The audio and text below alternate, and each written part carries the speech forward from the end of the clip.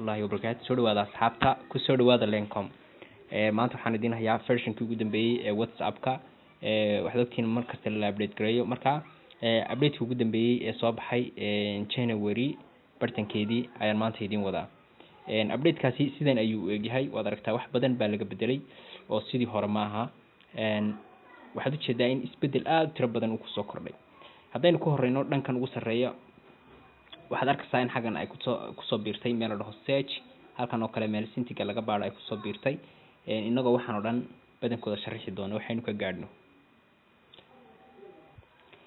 Haddaba haddaynu ku horeyno halkan waxaa la keenay statskii baa la keenay oo laga soo raray dhankii. Horta markii hore waxaad arki jirtay inuu ahaa 3 page la dhaho chat, page kale la dhaho start iyo page kale la dhaho call. saddexdii page hal page baa la isugu soo ururiyay, laakiin information-kii oo dhan internet ka helaysaa, one page kan aad ka helaysaa. haddaynu waxaan ku horeyno halkan qaanada hoose ee cagaarka ah, halkaa ugu horeysa aan geeska ugu xigta hadda taabtay waxaa ku jira inaad waa statskii. qoraal baad soo dhigi kartaa, sawir baad soo dhigi kartaa, hadda iska qaaday video baad soo dhigi kartaa. halan ku xigta waa isla statskii oo si sax ah kuugu soo baxaya. halkan waa callskii, halkanna waa sintigii. sintigan waa information aad tiro badan baa kuugu jira. haddaynu halkan ugu horeyso ku dhufano halka ay ku qoran tahay theme application, wuxuu kaa caawinayaa in aad interface-kan kuu muuqda ama interface-kan shaashadan kuusoo muuqata aad colorkeeda bedeshid. haddii indhuhu kugu xanuuni jireen cadaanka xal baa lagu helay. saasaad ugu dhufanaysaa, dark baad ka dhigan kartaa oo madow baad ka dhigan kartaa. dabeetana madowgaasaad ku isticmaalaysaa bahalkeerkaaga WhatsApp-kaaga madow ku noqdo, soo ma jeedid.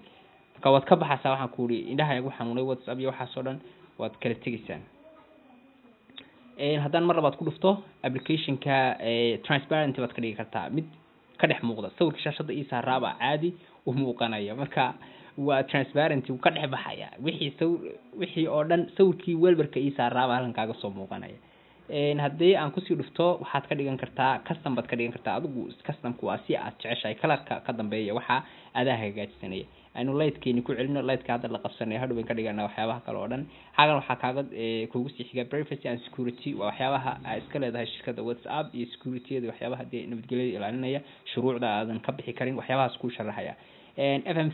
FMCM ku isna waa waxyaabaha graphics-kaas buu ku bedbedelaya oo kala rag kala duwan kaaga dhigaya. Universal baa kamid ah, universal kan qudhiis waxyaabo badan baa ku jira. Colors baa kamid ah, aan colors ku dhufano.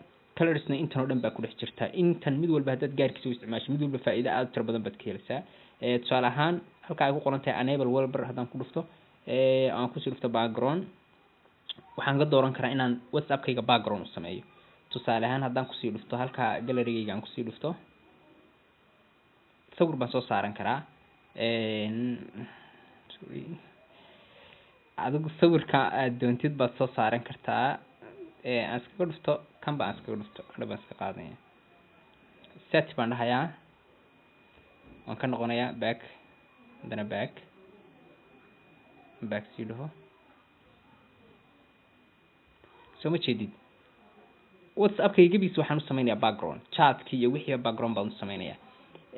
haddaan ku noqdo meeshaydii aan ku noqdo aan iska soo bedelo because ayaamaha hore o dhan inaadan la qabsan baa laga yaabaa sidii hore aad jeclaatid. hadda maadaama sharxaad ku jiro waa iska xidhanaa, sorry disable baan ka dhigayaa. waaya syntax-ka iyo waxyaabaha ku jira bal aan intaa kaga soo gudubno. haddaan is dhahno mid walba gaarkiisa u sharax waxa ay waqti bay naga qaadanaysaa, ma wada sharixi karro, laakiin waxyaabaha ugu muhiimsan un baan eegaya. waxaa kale markaad isticmaalkiisa badisid baad sii dhexgeli doontaa, sii fahmi doontaa. haddaynu xaggan qaybta ugu sarreeya tagno, xaggaa search box-ka agtiisa meesha icon-ka wax laga search gareeyo dhinaciisa waxaa kugu yaala 3 dhibcood. 3 dhibcood markaad ku dhufatid waxyaabo badan baa kuu soo baxaya.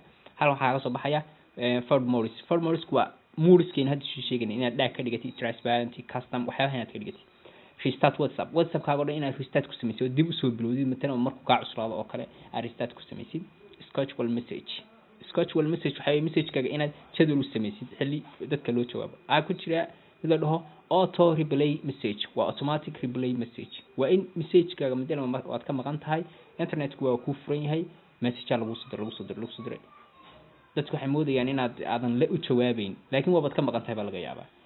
marka waxaad u reebaysaa message automatic ahaan isugu bedela. marka midna waqti baad u qabanaysaa, haddaas qofka 3 daqiiqo hadii loo jawaabi waayo message automatic u dir.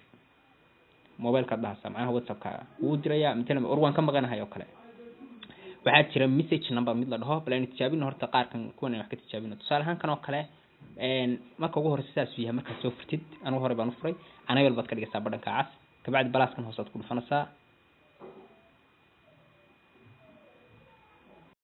balaskan hoos marka aad ugu dhufatid waxaad helaysaa page-kan aad helaysaa page-kan waxa kugu qoran contains equals iyo all baad marka saaranaysaa tigta ka bacdi xaggan aad imaanaysaa automatic replay message baad imaanaysaa qaanada ka hooseysa waxaad ku qoraysaa khaanada saddexaad ku qoraysaa message-ka qofka u tagi doona midna baan anigu waxaan ku qorayaa sorry saaxiib waan ka maqanahay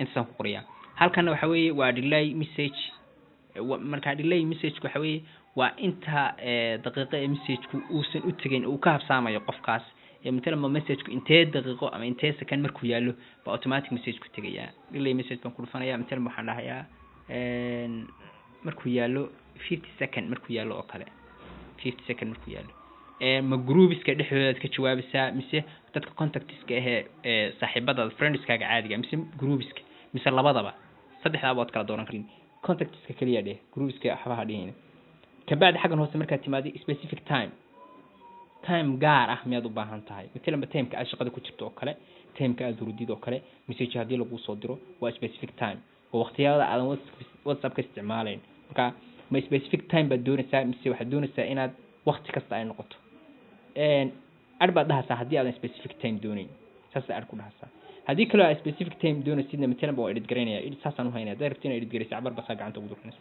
waa edit gareynaya specific time baan ku daraya edit baan dhahayaa message xagan hoose ayaan tagayaa specific message waxaan doonanayaa time مثلا time kala bilaabayo مثلا ba xilliga aad shaqada bilowdid baad ka bilaabaysaa tusaale ahaan shaqada waxaad bilowdaa 6 subaxnimo oo kale 18 sorry iyo 20 ma 6 iyo مثلا waxaan bilaabaa iyo content inaan bilowdi ka soo qaado 6 iyo content laga bilaabo haye ilaa goorma tusaale ahaan 6 iyo content ilaa 12 ya ilaa 12 waka iyo مثلا بطبعا انت هدي مسج اي soo dhaco adigu automatic ugu jawaab intaan WhatsApp ma isticmaal lahayn inta automatic ugu jawaab marka edit baad dhahaysaa sorry values صح required waa kana sug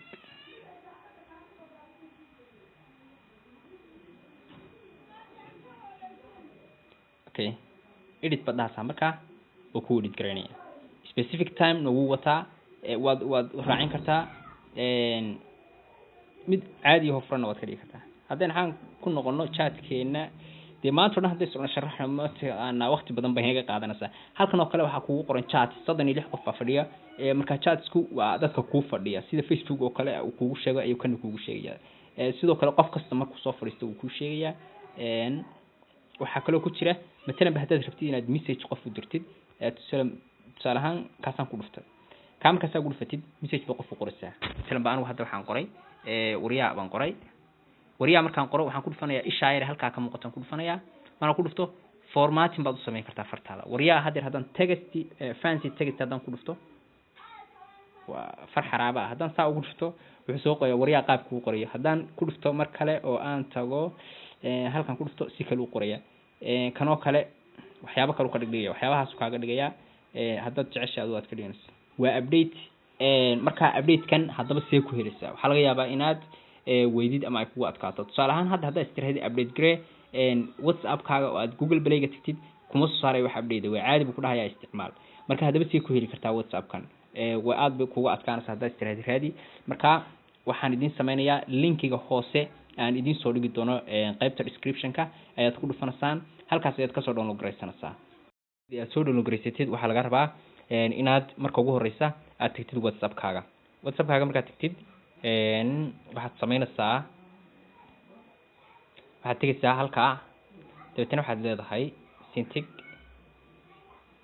markaad tagtid waxaad tagaysaa chats baad sii tagaysaa chats markaad sii tagtid waxaad tagaysaa backup markaad tirahdid backup baad dhahaysaa xogtaadii baad kaydinaysaa ilaa haddii kale messageadan way kaa lumayaan uninstall baad dhahaysaa ilaa WhatsApp kaaga marka intaadan uninstall oran marka hore backup ku samee oo kaydso message-yadaada iyo information-kaaga hana ka waloolin waxba kama baxayaan haddii aad backup tirahdid waxba kama baxayaan markaad WhatsApp-ka install garaysatay mar labaad caadi message-yadaadii waxaagii oo dhan kuugu soo noqonayaan xitaa kuwii kuu yaalay kuwaad akhriday kuwaad akhrin dhammaantood kuu soo noqonayaan markaad backup tirahdid backup inaad tirahdid ilaawin hadda adigoo aan dhihin haska uninstall dhihin uninstall hadhihin hadii kale adaa isu qaba kabacdi WhatsApp-ka cabaartaa wahaynaysaa uninstall baad ka dhahaysaa si caadi ah uninstall okay markaad tirahdid okay baad dhahaysaa